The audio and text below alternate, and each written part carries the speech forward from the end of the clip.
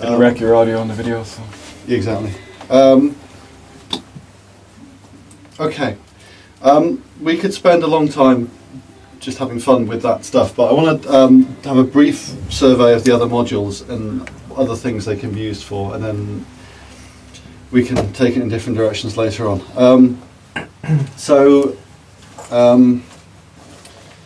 The ES3 is what I talked about, which is super simple. It's just extra outputs. So what are all these other ones?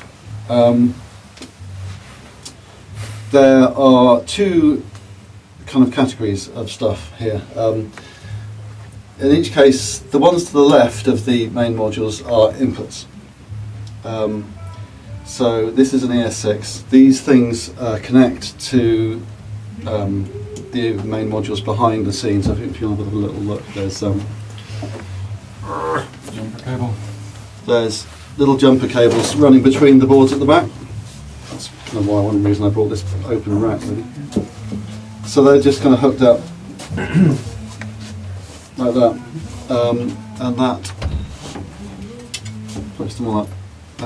So the ES6, and this is the ES7, which is the kind of corresponding one for this.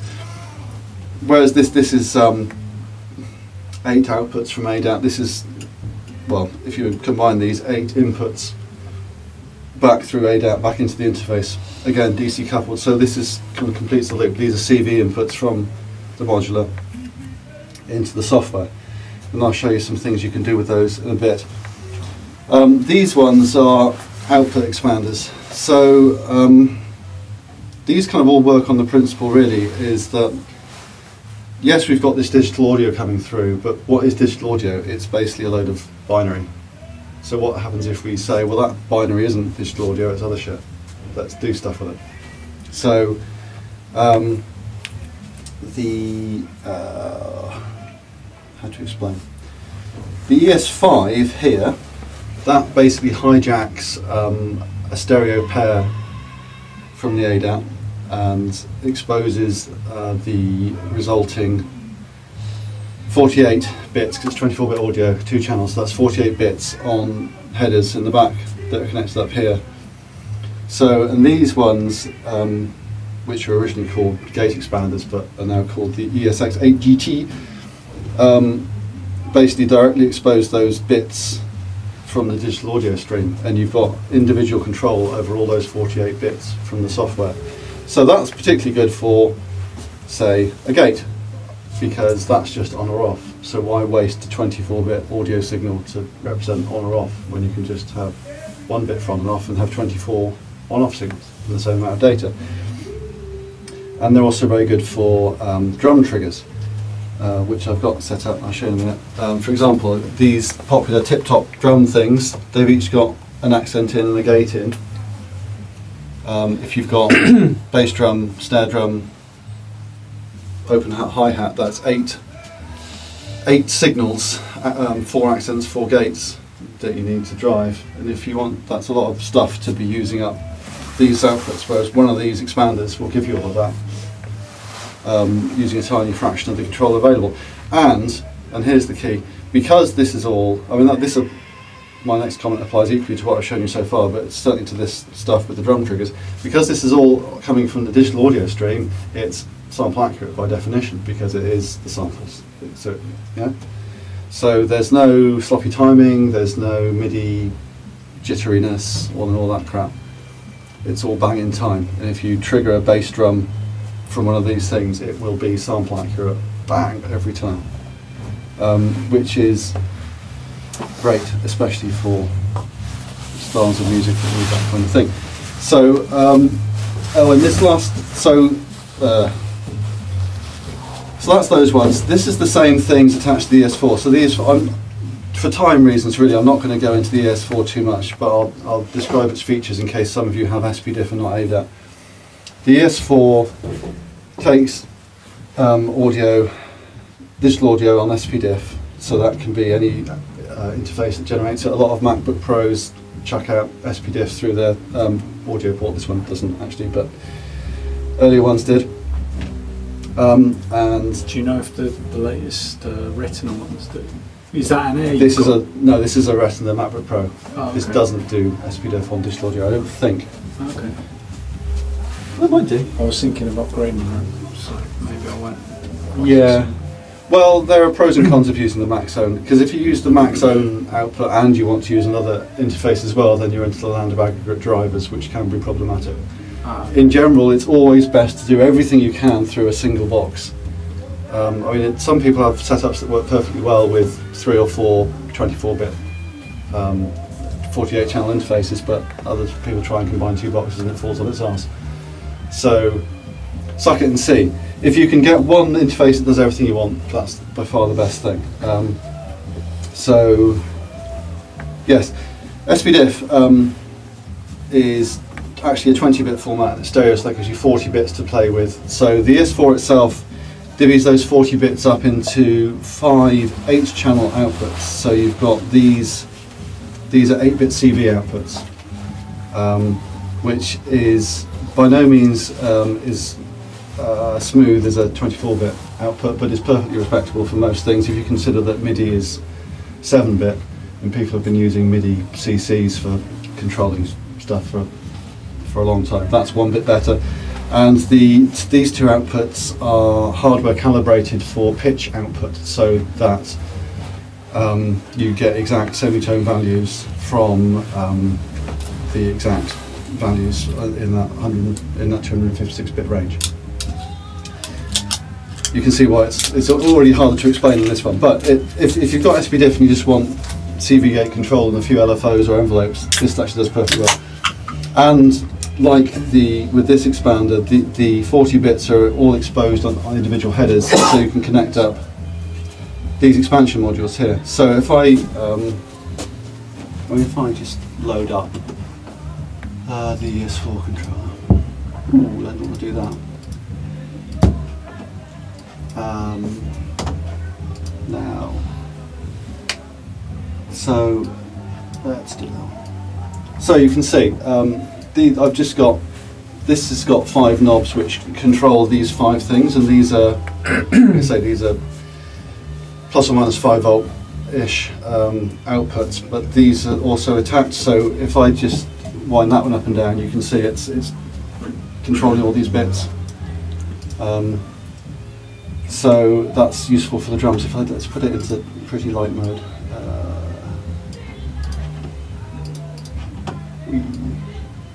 There we go. So lots and lots of LEDs there, and these are just as useful for drum triggers and stuff. So my own gigging setup, because I take this out live, which has SPDIF and not ADAT, I have one of these and some of these and one of these actually, which I'll come back to in a minute, and that gives me enough control for 2 complete synth voices and a complete slew of drums and some LFOs and whatnot as well. So it's a lot of control down a single 2-channel audio cable, if that is what you need. But let's stick with this because it's easier. Let's turn that one off again. So I explained these ones. So these are the ones which give you 8 individual output. If I just switch that to the same for the S5. Doing it? Oh, it's different channels. Oh, apparently I've got a drum. Yeah. So yeah, that's just stepping through the LEDs. That's the world's most basic rhythm. Okay, so this module here is called the ESX4CV, and this connects to one of the same headers as these ones, and it uses the connection to send 4 12-bit CVs down the same connection, and the reason it can get 12 bits on 4 outputs is it time multiplexes them, so there's the maximum rate at which the outputs run is about 6 kilohertz-ish for a 48, but it's exactly, what is it? Divided by 8, isn't it? So if you're running at 48 kilohertz, then these things are running at 6 kilohertz, but they're 12-bit. 12-bit is perfectly smooth enough for envelopes, LFOs, and pitch stuff. And if you completely max this out with, if instead of these I had 5 of those, then that would be 5 times 4, 20 CVs. So if you really want lots and lots and lots of CVs, you can have these things connected up. If you want lots of gates or triggers, then these things are good, or a mixture of both. Another thing these are good for is clocks, which I'll show you in a minute, and of course clocks would then be sample accurate, jitter free, and all that stuff. So by way of demo, if it's still working, I do have numerology, which unfortunately I forgot to activate before I came out, so it will mute itself every now and again, and that is connected to something. This is the numerology. No numerology? It's kind of a it's a lot of things. It's like a digital audio workstation in its own right, but it's also a very handy selection of analog-ish or analog behaviour-like step sequencer type things. So I use it particularly handy for sequencing drum patterns because it looks like a. You can see what it looks like. It looks like an analog sequencer. So that's actually chucking out MIDI to should be to the ES5 controller. Which for some reason it's not. Why would that be? Did I mute it? Yes. No? What did I do wrong? What have I forgotten? Bear with me. So much shit going on. So, while I'm trying to think on my feet, there's a plugin for each of this and this thing here, which take inputs either from MIDI or from audio and do the special munging that's required to send that non-audio data through the audio bit stream so it can be decoded by the module. So this is where sometimes if you're using less than flexible doors you can run into trouble if you have to route things into here, but if you're just routing MIDI in, it's easy, but you do need something that will send MIDI, which was supposed to be numerology, but it's not playing ball. Maybe it's utterly timed out. Maybe we should just reload the plugin. What do you think? I think so. Yeah, should we do that? So like I say, numerology is a standalone app, but it's particularly helpful when it's sending MIDI. See, 3 hours on. Let's see if we can get some bass drums. There we go. Okay. So, like I say, this is the Tip-Top 808 bass drum. The lovely thing about the Tip-Tops is they have this accent input, which you control through the software using a pair of outputs rather than a single output. They're kind of velocity switched in the software, so if you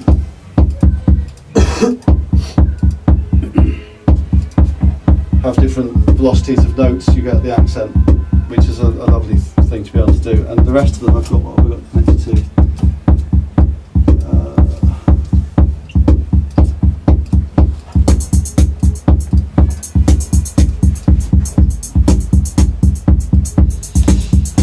Utterly lame drum program, and that's the numerology muting itself because it's in demo mode. Come on.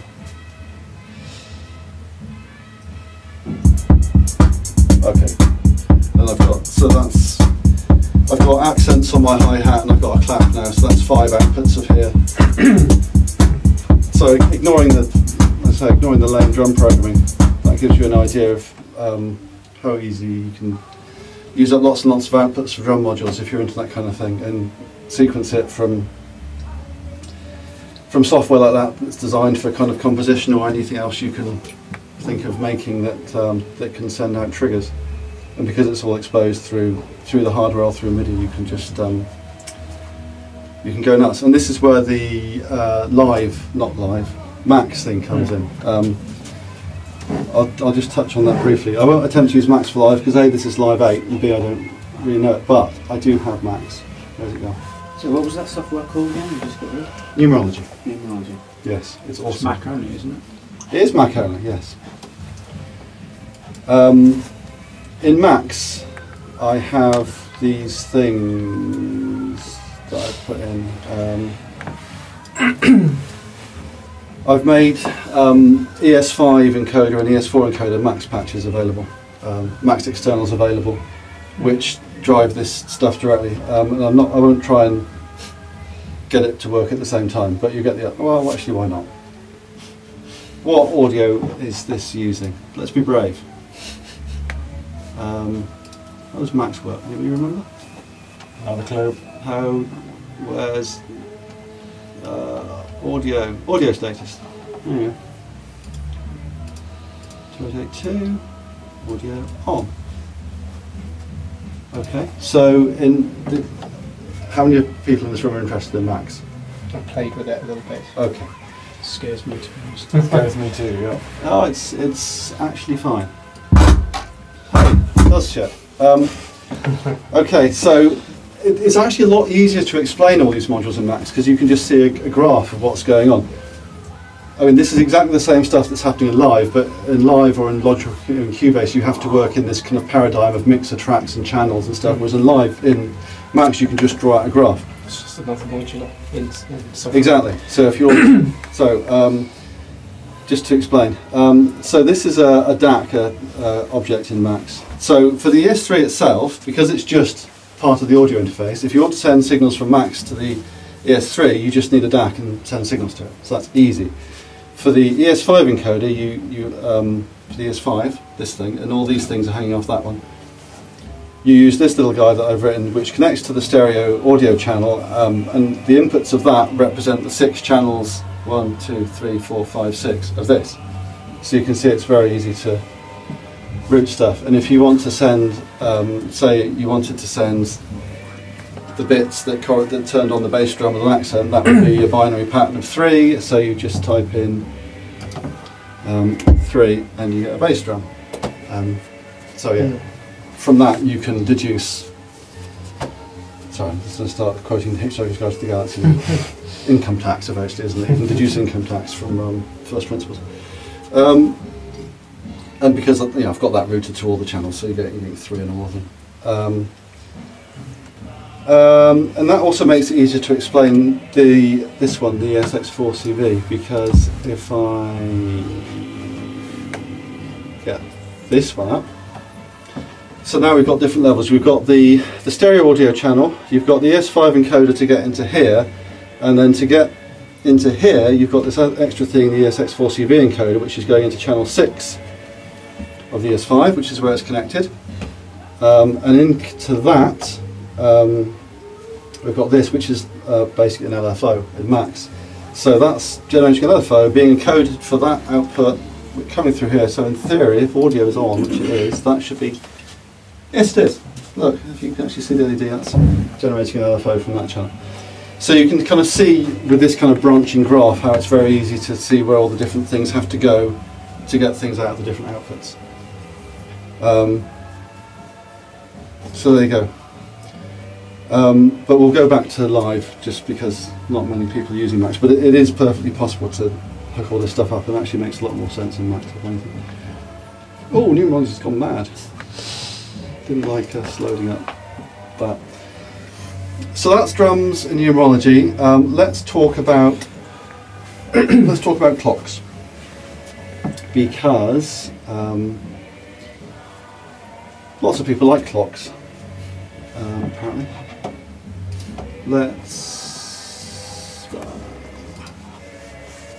So one of the Silent Way plugins is called Silent Way Sync,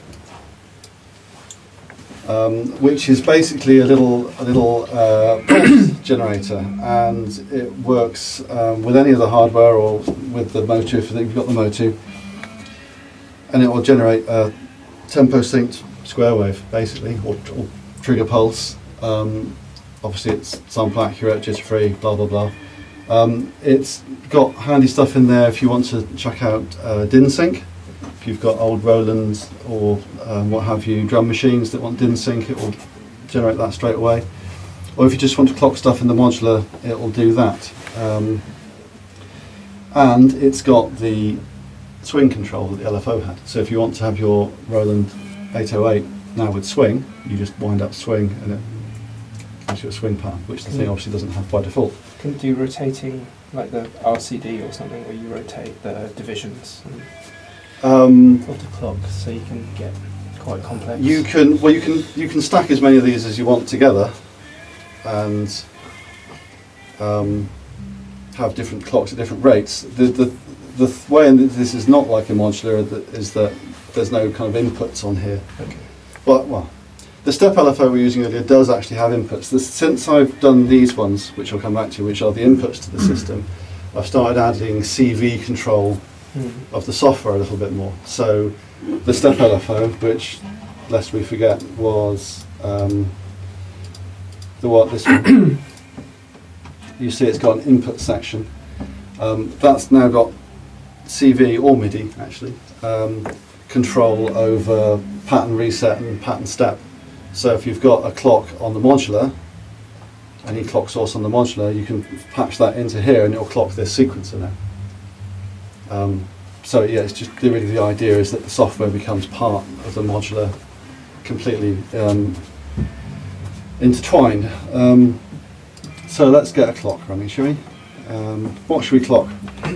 Should we clock the relay? Yep. We can put multiple clocks in if you want. Let's do one. Before we get utterly confused, and let's use, so like I say, we can use anything we like, but we'll start a fresh one of these so that we know what we're using it for. Set that running, and then we'll have Oh, that's interesting. That's clocking everything in the system at the same time. So we need to put this into ES5 mode. And what else do we need to do that I've forgotten? Turn that off. There you go. Okay, so now we've got a nice little clock pulse. And that can run at any rate we like. Should we make it run a bit faster? Is the relay visibly stepping? Moving, yep. Yay! Right, what should we connect to it? Do you want to go back into the Yeah, oscillator? So let's you do take that. the 1 volt. Straight in there, yeah. And then we're going through the Optimix, so we can take the gate out. Yeah. That should be firing gates, but it's not.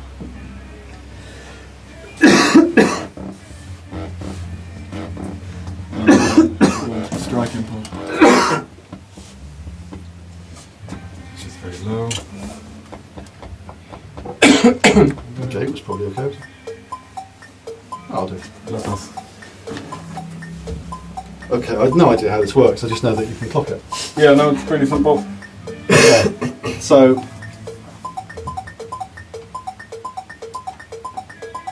We could get another gate in if you're feeling adventurous.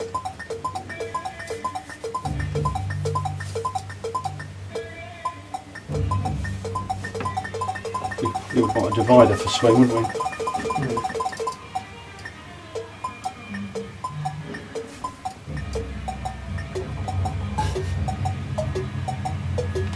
So the people on the video who can't actually hear the audio will be wondering why I'm dancing at this moment. So yeah, clocks. You know you can use clocks for anything. But now we've got that running. Let's say, well, what happened if you generated a wonderful sequence of CVs on the Rene and you wanted to record the CVs, not the audio but the CVs? This is where we patch in this guy. So forgive me while I just plumb in this cable, which I should have plumbed in earlier on.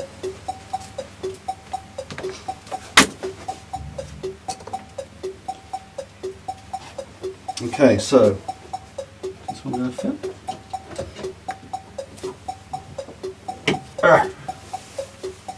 Okay, so now we have. Right.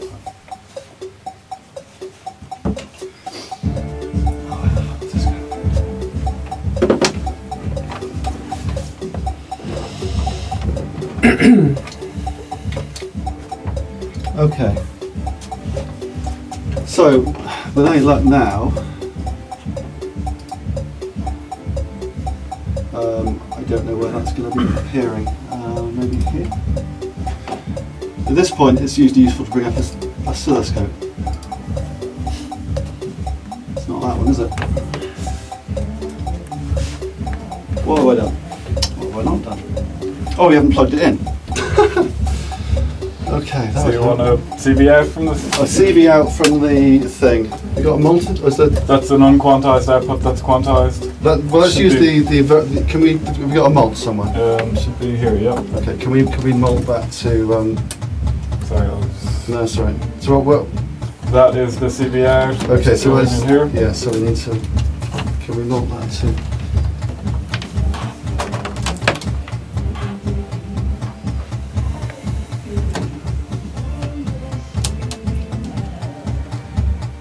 Hands.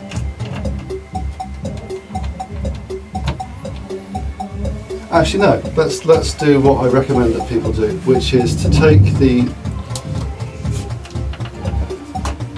That's the output of the thing, right? That. Yeah. So we'll take that into here. There we go. Okay, yeah. Okay, and then what we'll do. So this is CV, and we'll send that back out of the ES3's channel.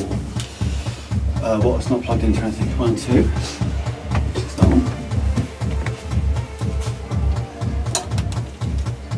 And we'll plug that back into the pitch input. Okay.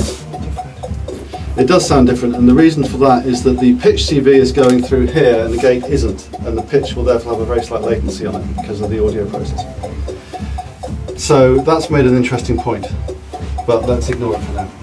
Just be aware that, yes, this is a computer still, and it does have latency a little bit. Which is why I suggest doing everything through the computer, because if you Have half and It's all half. latent. well, yeah, also, but if you set it up without the computer, then you put the computer in to record it, then it all changes. So if you know you're going to want to do this, it's worth doing it up front. But what you can see on the oscilloscope is, There are 4 pitches. yeah. Okay. Yeah, well, that's the CVs basically from the relay. So if we had that going, we can arm that. We're our clock to the computer, aren't we? Mm-hmm. So we could record that.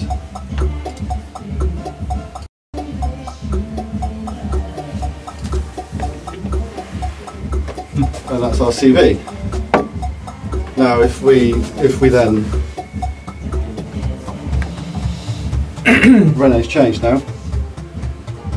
So if we have this, but we can. That's what we recorded, right? Frees up your sequencer. Well, yes, but also it's kind of a performance capture as well. Say you had a thing running and you recorded the CVs, but you decided actually you wish you had the resonance turned up a bit on the filter. You can just re-record it. It's still sequenced from the modular because you've recorded the CVs, but you're still in control of the sound. Or if you just, if you improvise CV generation for half an hour and just like a little bit of it, you can just loop it. So as far as the computer's concerned, audio, CVs, exactly the same thing. It's just varying voltages on a wire. And the same when you're editing it, the live doesn't know that that's a CV, it just thinks it's audio, which it is. It's just audio with only 3 values over the course of a bar. So that's, what point was I making there? I'm kind of giving you the 90,000 yard view of this, and then you can kind of draw your own conclusions where you can lead it. You could use that to, I've already mentioned you can use the incoming CVs to clock things in the software. If you didn't have a quantizer module in hardware, you could use the software quantizer. If you've got some nice way of generating random varying voltages or something, but you want it to be exact pitches, you can just use the computer for that, rather than buying a module. So that's probably all I want to say about that, actually. What else would be good to say? What have I not talked about? Polyphonic. Polyphonic is going to be hard to demo Yeah, just with a modular with one oscillator. We've got 4 oscillators. I would like to hear some Oh, polyphonic. Christ. Is that not a good subject? No, it's easy. It's easy. Well, I'll tell you what. The thing that's going to make it hard is I haven't got a keyboard. But this is, I think, the Live's key Work keyboard is poly, yeah. polyphonic. You're going to make me set up a polyphonic patch. No, not really. I'm not going to make it, but I can no, it's fine. It's fine. We can do that. Right. Let me. Let's stop that. yeah, I mean, polyphony would be something I just couldn't do. Polyphony is possible, but right. Let's think it through logically. We've got 4 LFOs. What we're going to do for ADSRs? Are we going to go paraphonic or actual polyphonic? Whatever you like. I mean, we've got 4 ADSRs, We've got 4 4 VCAs. oscillators, We couldn't 4 get this. VCA. Couldn't No. get that one to work, could we? Well, I could probably figure it out. It's not too tricky. Shall we go? Is this a massive red herring for everybody else, or are you interested No, I'm to interested. to see me Maybe swirl? the simplest, like four. Well, should we just do 2? Yeah. Let's just do 2. Okay, so we're going to need 2 CVs and 2 gates, right? Yeah. Let's just unpatch everything apart from Will I take all this part? and leave the drums. Okay, so using the ES3, we're going to have pitch 1, Yeah, one of those 2. and then gate 1. So Gate 1 would win. okay, pitch 2. Yeah. And then we're going to want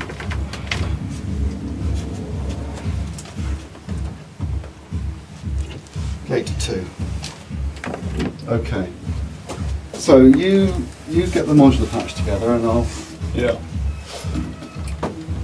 do it at this end. Right. So the way it works for polyphonic stuff is that you have a master voice controller which handles the voice allocation basically. Then you have a per voice controller which does all the things the voice controller normally does, which is turn the note information into CVs. So the way we do that is, let's make the master here, and then we'll turn off Live's propensity to hide. Oh yeah, hide this thing, not losing.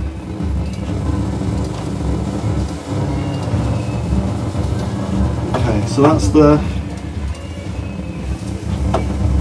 master. Okay. And then in the master we turn on poly mode to master, and we say how many voices we want, so we're going to put that to 2. And then we make more voice controllers. Now they communicate through audio connections within the door, which is to keep everything in time, sample wise. So if we make 2 voices, that one's going to be on those outputs. And we put that to poly voice, and that's voice number 1. And if we make another one here on those outputs, and that's going to be poly voice number 2.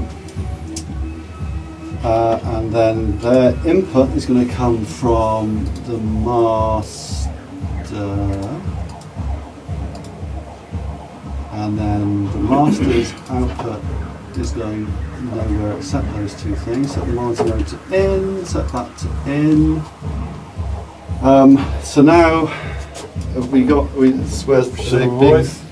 So using 2 VCAs here, okay. 2 ADSRs, 2 oscillators. So at this point, let me just check that there's nothing else going to be chucking outputs that's going to clash with what we're doing. That's going to clash, that's going to clash, and that's going to clash. So that should be clean enough now. So in theory, if I send MIDI, okay, well that's working straight away. So I've got 2 voices and it does sequential voice allocation. So every time I hit them, getting voice 1, voice 2. Okay. Yeah, you can see that. So that's good. So I need to calibrate the 2 voices. So this should calibrate voice 1. What? Want the frequencies? Well, let's just try it and then we'll do it again if it doesn't work.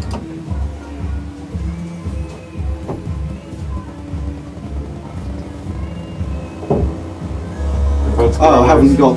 Sorry, I haven't done that side of things. So. I knew I'd forget something. Okay, so we need the calibration input. Where would?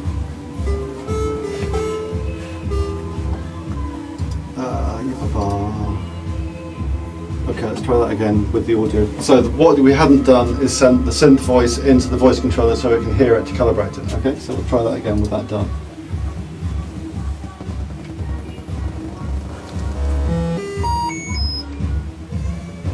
Okay, that's that one. And then we'll send the audio to the other voice. And we'll do the same thing. Now you might say, well, why don't we just copy the calibration from one to the other? A, the ES3 outputs are different, and B, you've no idea what frequency these things are set to. So you can see the calibration is similar, but slightly different. So in theory, why is that now making a horrid noise? Is it massively overloading? I don't think so. Just maybe go up an octave. Is it too hot coming in? I can take them down a bit here. No, it's not too hot there.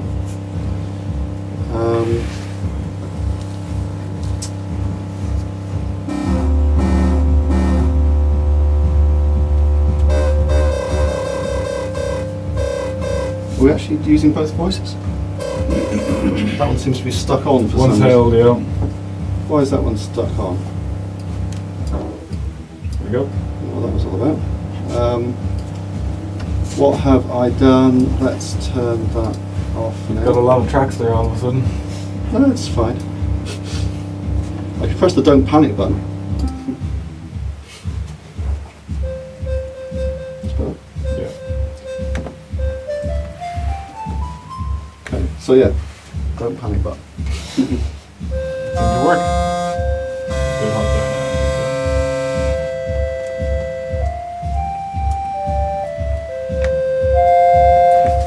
Polyphony I think I've ever heard out of a monster. I'm impressed. Let's do 4. No, let's not.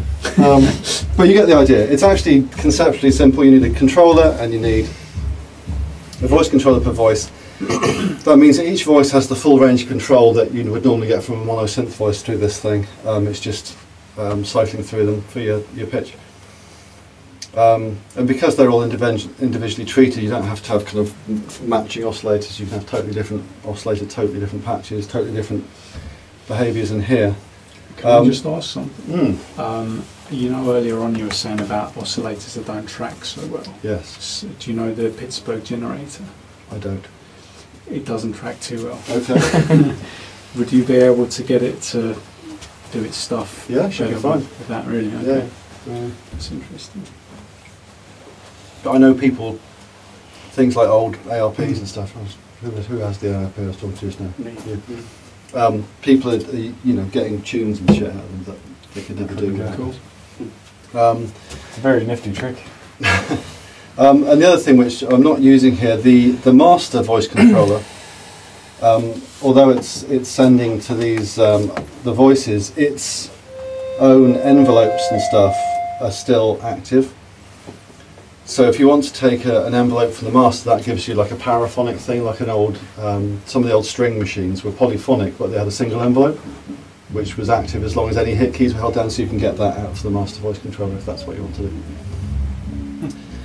I mean, to me, that's the main selling point. Well, not the main selling point, but that's very hard to do without experts. Yes, yes, that's probably true.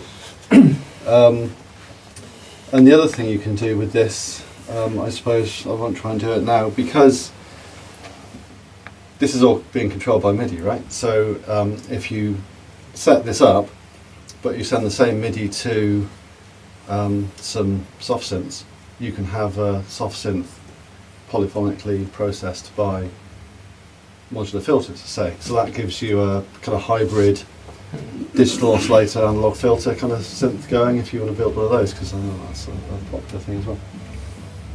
So yeah, that's polyphony. Let me just quickly whiz through what are we doing for time. We've got a while left.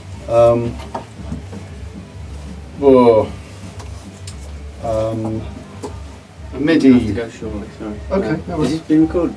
If the red light's on, yes, it is. Yeah. Or will In we my head, have I've access been to that? Or? I'll stick it on YouTube as well, Monday probably. No idea how well you can hear my voice, but I have it under muttering. But yes, it'll be up for those that missed it. MIDI and OSC remote control. Anybody interested in that? Do a bit of it in work. I mean, you kind of, because live anyway, because it's so easy to set up MIDI remote control of plugin parameters in live itself, it's less relevant. But for other things, there's this plugin called the Silent Way Learner, which is a kind of hub for all the plugins. And if you plug in, I've got a MIDI fader box, but I'll plug it in unless anyone's really interested. You can just auto map, do a MIDI learn of controllers to any parameter in any of the Silent Way plugins, all routed to one place. And that does OSC as well. So if you've got an iPhone or iPad app like Touch OSC that you want to be controlling all this, you can just map it all in here with a few mouse clicks, which is handy for kind of performance. Let me just run through, shall I just run through very quickly all the plugins that are here, lest I forget. Silent Way AC encoder. Not relevant if you've got any of this, not relevant if you've got a Motu. If you've got an interface which doesn't have DC coupled outputs, you can still use it for CV control with that little plugin and some hardware which you can DIY make, which the details of which are on my website. Basically build a little rectifier circuit into a cable. And then the AC encoder, anything you've got going on here generating a CV, you run it through that and it modulates the CV into an audio signal which the rectifier then demodulates. So that's kind of, this started as the software, right, with the Motu, and then solutions arose to problems that came up on the way, and that was one of the early ones. Is like, if you haven't got DC coupling and these haven't been invented yet, which they hadn't, how do you do it? So you would use that. It works, but this is a much better solution. It just plugs in and works, whereas there's some fiddling involved. But if you're kind of on a real budget or don't want to invest in hardware, it still works. Sorry, how are these being fed by the Motu? They're not. Nothing's connected to the Motu at the moment. Everything we've been doing so far has been connected by ADAT to here. We've not used, this is all the stuff connected by SPDIF. If all you've got is SPDIF, this all works fine and does all the same stuff. Just very slightly trickier to set up. So for expediency, I've been using this. Yeah, right at was it you came a bit late? Yeah, right at the start I was driving stuff straight from the Motu, with none of the hardware at all. Silent Way CV input, again, that's a software solution to the problem of not having one of these. If you want to get CVs into the computer but don't have one of these modules, you can use either a VCA and a signal generated by that plugin, or one of my other modules which I don't have here called the ES2, which does the same CV to audio to demodulated back to CV trick but back into the computer. So if you want CVs in like we just did with the Rene but don't have these things, then you can do that with that plugin. Again, it works. It's so much easier if you just use one of these now that they exist. I've got CV to MIDI and CV to OSC plugins. They do exactly what you'd expect. They take CVs either from the computer or CVs that you've brought in from the Rene or whatever, and spit out MIDI or OSC to any other application. So, actually that might be a fun demo if we have a time in a minute. You can set up a pattern on here, have it automate a plugin parameter on any plugin.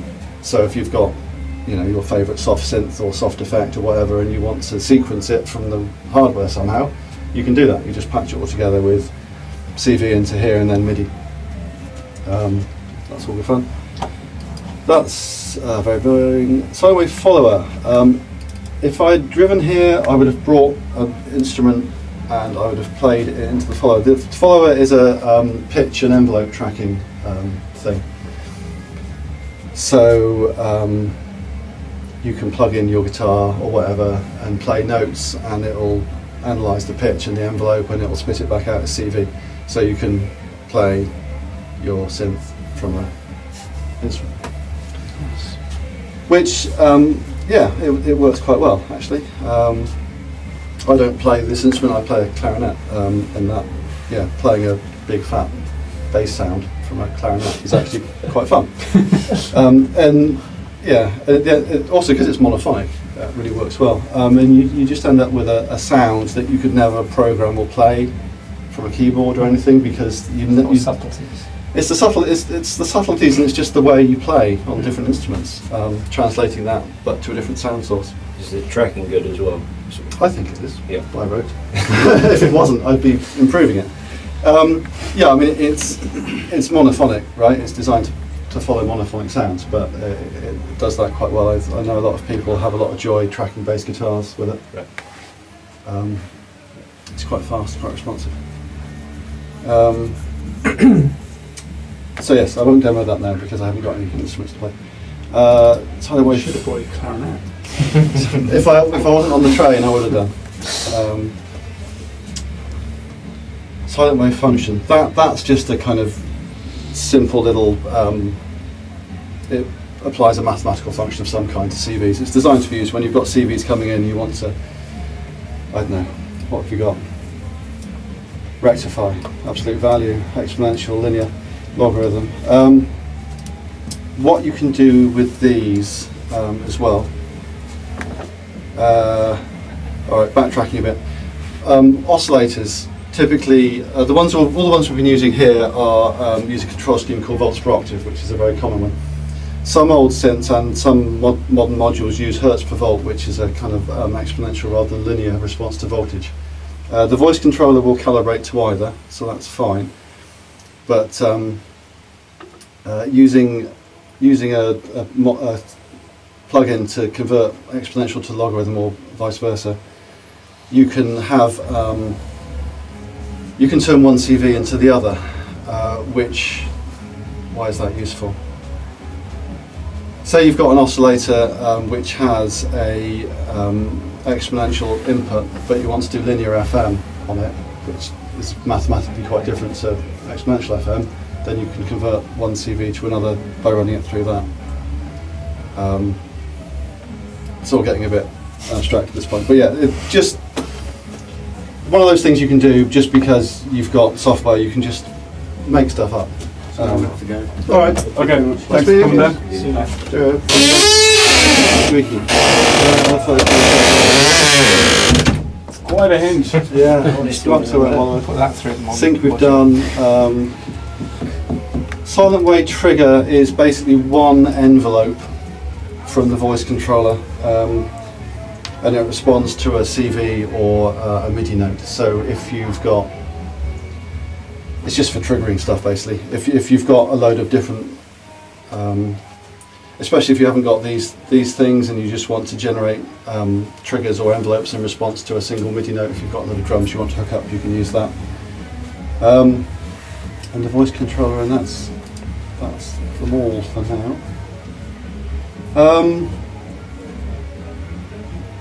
I could pull something out of the air. We've got a quarter of an hour left. What do you want to know? What do you want to see again? What do you want me to set up? I was quite interested in the swing on the 808, and it's just a lead question because you said you do it yourself.